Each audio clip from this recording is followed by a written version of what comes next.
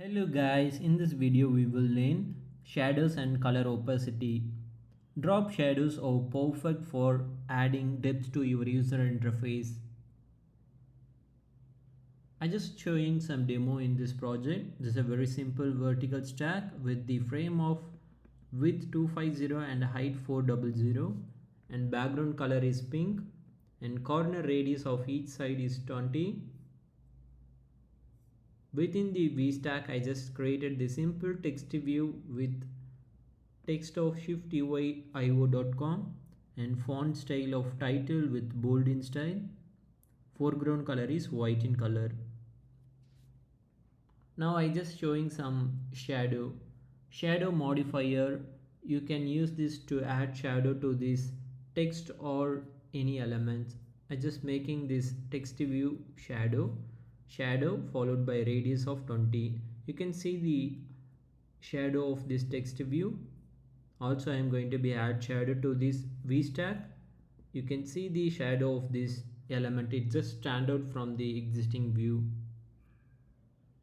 You can also customize this shadow and opacity values. To make that, I just showing some demo. Shadow, color. Here this color followed by pink with opacity of 0.3. So this shadow with opacity of 0.3 in pink color. And there is a radius value. You can adjust your radius here and x and y value. By default you can ignore the x value and you can adjust the y value.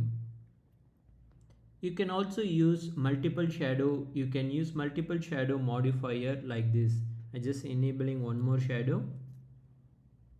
Make sure that the combined shadows are not too strong with an opacity of less than 50% combined.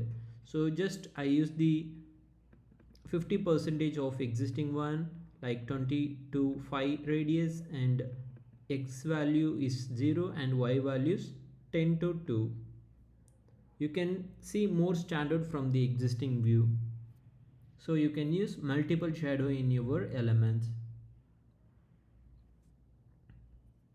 So you can also adjust the color of this shadow.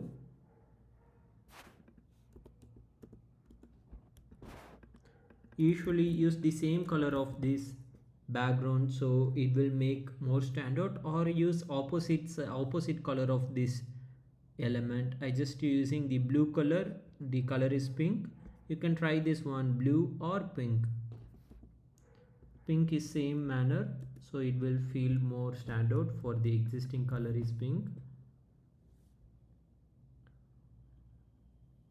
Now we have a beautiful code that we have well constructed text and glowing using the shade modifier.